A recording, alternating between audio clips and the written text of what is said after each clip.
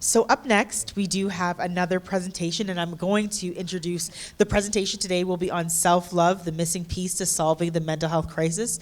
And I'd like to introduce our next speaker. Wani Iris Manley is the founder of the U.S. law firm W. Manley, PA, where inspiration meets law, a Paris-based, the house of inspirational business.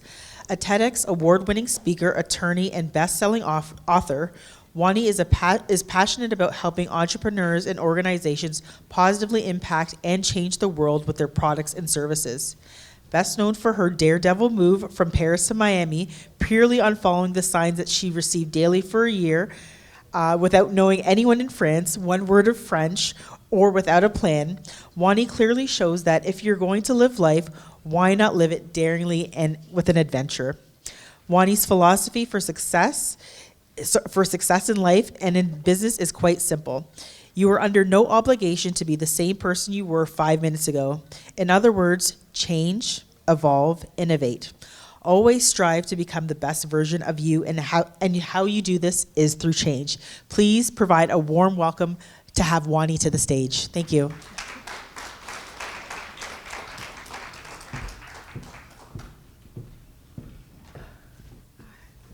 Thank you. Thank you, Wani. Thank you. Good morning. It's my first time in Edmonton. Everybody here is so nice. I'm coming from Paris, so we all know what the reputation the French have with friendliness, so it's just nice to be here. Thank you for having me. I want everybody to please do me a favor and for everybody to please close your eyes. Close your eyes and take a deep breath. And I want you to settle in. Take another deep breath. And another. And be here in the room.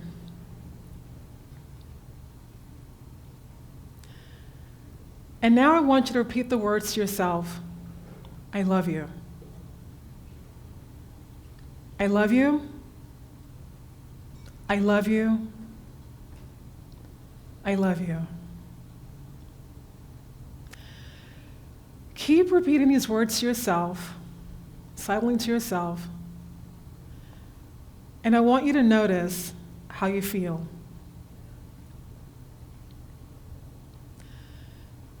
Notice how you feel in your body. Notice how you feel in your mind. Notice how you feel in your heart. And then notice how you feel in your energy field. And I want you to open your eyes. How do you feel? What if self-love is a missing piece to solving the mental health crisis? When we think of the global mental health crisis we find ourselves in today, there's very little conversation talking about self-love as a possible solution to solving this issue, this state of dis-ease. And I find that to be quite shocking, because even though there's a large body of psychological research that shows that self-love has a very strong impact on our mental health and on our emotional state, both in terms of decreased anxiety, depression, anger, loneliness, and sadness. Yet what we don't know yet is actually how to love ourselves, and this is no fault of our own. In fact, when it comes to self-love, we've been programmed to believe that self-love is selfish. We've been told that self-love is self-indulgent, when it could not be the furthest from the truth. And the lack thereof, it's actually making us sick, both literally and mentally. What we've also been programmed to believe about love is that love is something that is actually outside of us, that it's something that we get from other people. First, from our parents, then from other family members, from our caregivers, our siblings, our teachers, our friends, and then from our relationships and marriages. Not knowing that this paradigm of love actually sets us up for all sorts of problems later on in life. It creates lack of self-confidence. It creates low self-esteem, codependency, stress, mental health crisis, midlife crisis, divorce, and even suicides, all of which has increased disproportionately in the last 3 years. You see, from the moment we were born, not only are we conditioned that love is actually outside of us, but that we're actually here to give love to other people in order for us to receive love. Making love to be performative, making it to be conditional. This makes us feel incomplete, inadequate, not whole, unworthy, shining a constant light on our not enoughness, making us to feel disempowered, and then we wonder why we have a mental health crisis on our hands. And then when we get to a place in life where life actually humbles us, and we have a thing such as a global pandemic that has actually placed our mental health at center stage, and we can find things like some of us, like the personal development route, or self-awareness teachings, and we realize that we don't actually love ourselves, and that our lack of self-love is actually the source of most of our problems in our lives. We must then begin this journey to actually start loving ourselves, and this is a completely foreign concept to many people. In fact, most of us are completely detached and unaware. We don't even know where to begin. All the while, this fundamental need, this deep human need and desire for love is the driving force for everything in our lives. We're not talking about vanity here. We're talking about a sense of self. We're talking about cherishing yourself. We're talking about cultivating a relationship with yourself that creates a state of well-being and not dis-ease. You know, the first time I was actually made aware that I didn't love myself actually happened in Miami. And I was in an elevator with a good friend of mine named Linda, and there was a gentleman in the elevator with us. He began to speak with me, and according to Linda, he began to flirt with me, and only I didn't notice. According to Linda, she says I was completely clueless. And so the guy got out of the elevator. Linda turned to me and she said, "Why don't you love yourself?"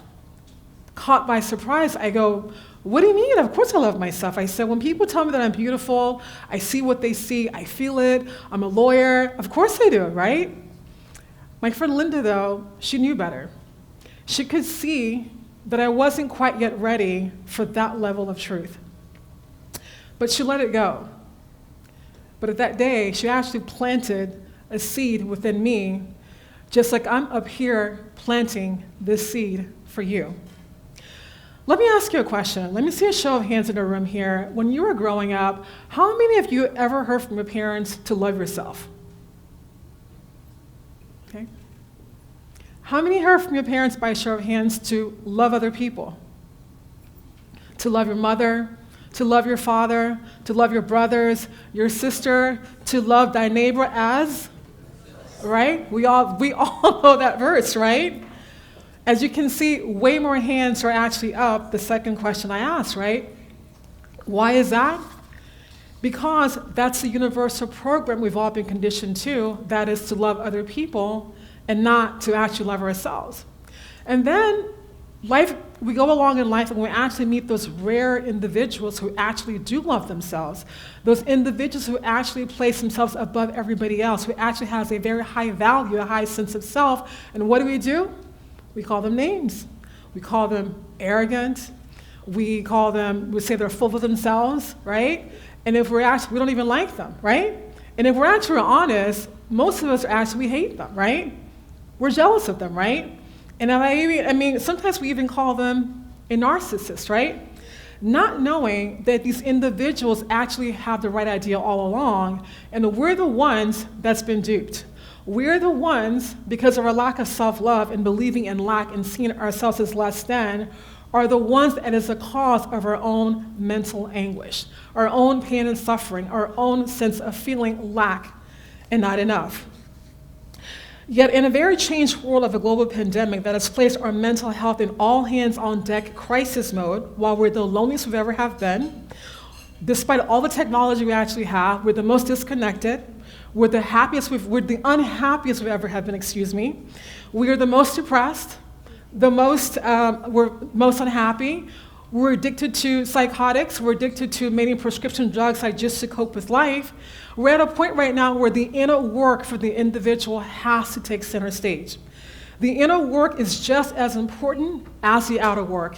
It is as important as our high performance. In fact, I would say even more.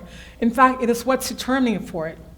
Loving ourselves today individually is no longer a nice to have, it's a must have. It is a must do. Why is that? Because we're at a point right now where it's a matter of life and death, literally. You know, the first time someone actually said to me, or I heard the command, I never heard it from my parents at all. The first time I heard someone say to me, the command for me to love myself actually happened well into adulthood in 2009, when I was living in Miami and I was in a spiritual retreat with a very well-known, a very good-looking British teacher who was actually raised to be England's next prime minister after Tony Blair. He went to the prestigious Eton College as Prince Harry and Prince William. And I was in a room with a bunch of people and he said, "Love yourself." And I just sat there just perplexed, not knowing what to do. And so I began to repeat myself the same words of affirmation of "I love you" that I had all of you saying when I walked into the stage today. And as I began to actually say it, I felt nothing. I began to say, "I love you, I love you, I love you," and it didn't resonate with me, right? Did it make me feel centered? I felt something in my body, like probably most of you did, but did it resonate with me actually feeling that I love this being standing before you today? No, at first. It wasn't until I got into the why. That is, why is it so important for me, for you, for us, to love ourselves? What's the big deal? And of course, what does it have to do with our mental health and mental well-being? And what I found was quite profound. Number one, I found that loving ourselves is actually a big freaking deal, and it has everything to do with our mental health. You see, the most important relationship you will ever have is a relationship you actually have with yourself. Whether you're married, whether you've got 1 kid, 7 kids, 17 kids to take care of, you will always be with you until your very last breath. And wherever you go, there you are. You take your best friend with you, and that is your mind. You will never ever be able to escape your own mind. No matter how many vacations you go on, no matter how many beautiful beaches you actually go to, it doesn't matter. You will always be with you. You always take your mind with you, and you always take your state of well-being or your state of dis-ease. And as if this isn't profound enough, loving yourself deeply matters because every relationship you will ever have for the rest of your life is an exact mirror reflection of how much or how little you are actually loving yourself, which means the quality of your relationships that you're attracting, that you're having in your life, is a reflection of how little or how much you actually love yourself. And what is life all about? It's about relationships, starting with the relationship you actually have with yourself. Number 2, loving yourself also significantly is a central key component of healthy psychological functioning influencing self-esteem, motivation, self-determination, how we lead ourselves and in the workplace. In fact, some of the evidence-based benefits of actually loving yourself includes, but are not limited to, number 1, being happy, which is why we're all here, being positive, thinking positive thoughts, having more self-acceptance for oneself, feeling less defeated, having higher self-esteem, more motivation, more determined, having a growth mindset, having an increased self-awareness, being more emotionally intelligent, which is very good for leadership, having less stress, less anxiety, having an attitude of gratitude, being optimistic, all of these and so much more directly linked to our mental health. Third, what I also found was that loving yourself significantly matters because the amount of loving which you actually have with yourself is the point of attraction of what you're attracting in life and what you're not getting in life. And when you're going through life where you're feeling like you're not getting what you want, what are you feeling? You're feeling frustrated, right? You're feeling angry. You're feeling sad. You're not feeling like you're good enough. You're feeling self-defeated. Sometimes you're feeling like you're without hope. You definitely are not feeling like, as if to say you're a winner in life. In fact, it's quite the opposite. You feel like a loser. You feel like an utter failure. And if that continues long enough, what the studies actually show is what? It leads to suicides. Understand this. Loving yourself will yield the most incredible and the most amazing things in your life. Why is this? It's because you're emanating the most powerful vibration there is, and that is actually love. And it's actually the most healing and powerful healing element as well, too. Once you really begin to see how critical, how crucial loving yourself actually is and how so important it is to your mental health, the question then turns down to, well, how do I love myself? And the answer is quite simple. You start with telling yourself you love yourself by affirming yourself every single day because, number one, we're not programmed to believe that or to be doing that, right? By affirming and reaffirming to yourself that you love yourself again and again until it begins to feel true for you, until it becomes ingrained in you, embodied in you, and it becomes second nature. Let the words I love you be the most familiar words your mind hears every day, overriding all of your I can't, it's too hard, I'm not smart enough, I'm not good enough, I'm not thin enough, I'm not water enough, or whatever crap your mind is actually telling yourself that's creating a war zone, that's creating a mental dis-ease in your mind, and you're not feeling good enough. It's very, very important because, and I know it sounds like, this is really gonna work, right? But it's like going to the gym, right? Do you go to the gym like one time to get a nice body or to lose weight? It's a repetitive thing, right? And so you have to keep doing it again and again. I know it sounds quite simple because, we're all very, very smart people in here, right? And because as human beings, we're always looking for the most sophisticated answer and complex answer to anything, right? And we're always overlooking what's right under our noses, ignoring what's right in front of us, the most simplest answer to everything. But our words have immense power. So much power that our words have the capacity, and it does affect the human psyche. It transcends human consciousness. That is how powerful your words are, and that is how powerful you are. When you begin to utter these words to yourself on a daily basis with devotion and intention, you begin to change your entire body's entire molecular structure. Your entire mental construct changes. Every single cell in your body actually hears you and begins to actually react to that. What then begins to happen is your whole life on the outside begins to change and to mirror your high vibrational state of actual love. What's ailing you with inside begins to actually heal that within you. And if you're actually sitting there in your seats right now, and you're probably I don't know if you are, you might be actually skeptic about all of this, I would like to introduce you to the work of the late Japanese scientist, Dr. Masaru Emoto. Anybody have ever heard of him before in the water experiment? Great.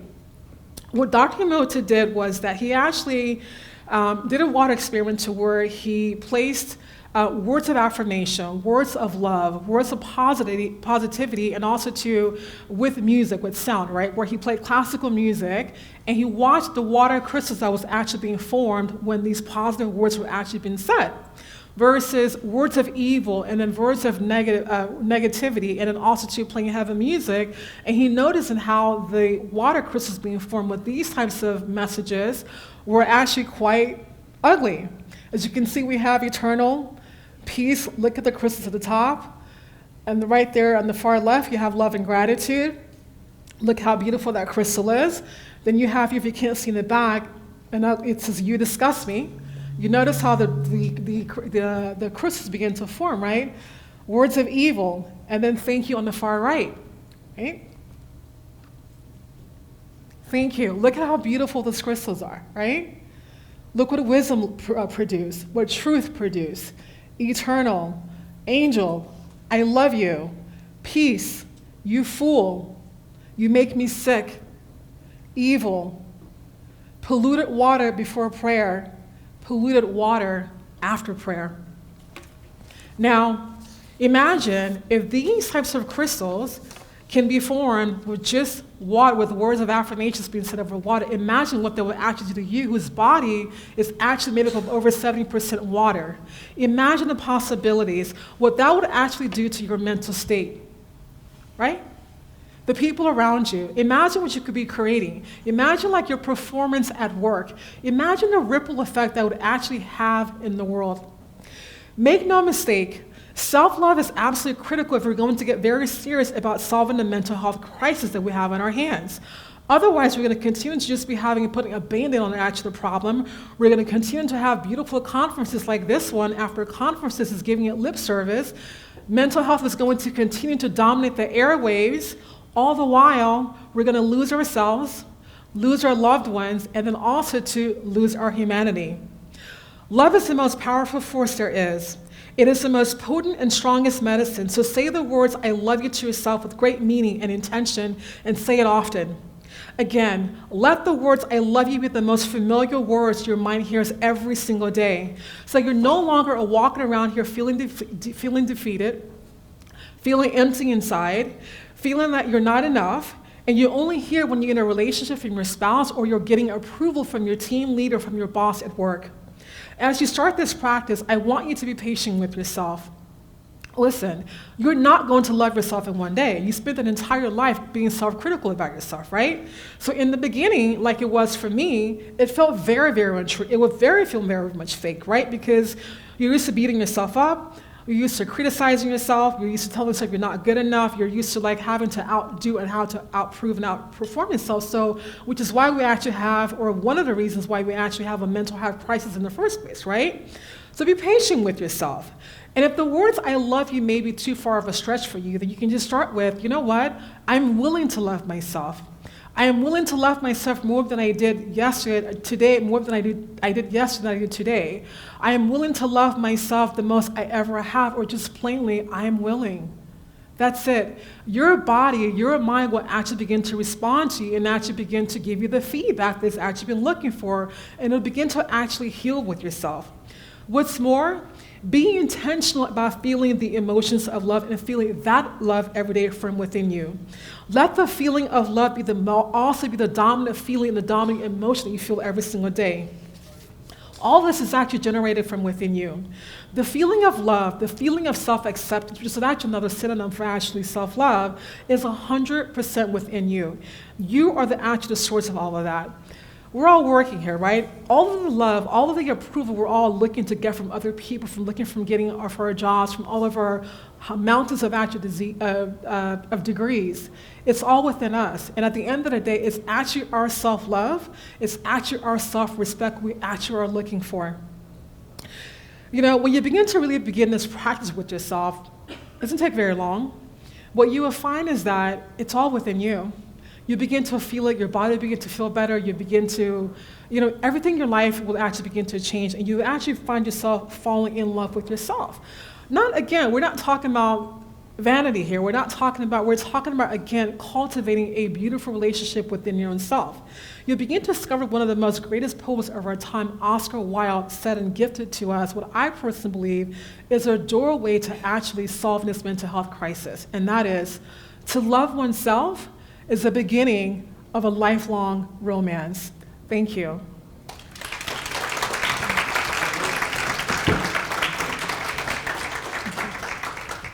Thank you so much, Wani. Those were, gosh, my pleasure. You got me today. Those words spoke so much to me. Like, my mom is down here, and I think that I think about just how yesterday even went for me, and just how much those words spoke deeply to me. So thank you so much. I'm trying to not cry on stage, but thank you so much for those words. And I really think that you did plant the seed in many people today. And I think about myself. I love planting. I have a little garden. I have all those flowers that are growing in my living room, and I think about how the care that I take of my plants, right? I water them. I make sure that they're in the right sunlight. I make sure, maybe I'll add a little extra fertilizer, and I'll position them in a different way.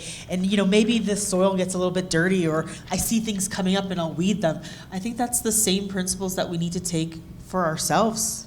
You know, if we're planting that seed, we need to take that and do the same thing for ourselves, whether it's making sure we have exercise, energy, sleep, light, beauty, respecting ourselves. And then even, you know, maybe it's about boundary setting. Maybe sometimes those weeds come up in ourselves that we need to de-weed them. We need to get them out. We need to show ourselves that self-love. So thank you, Wani, so much for that message today. It resonated with me, and I'm sure it resonated with many people out in the crowd today. So thank you so much. My pleasure. Thank you. Thank you. Thank you.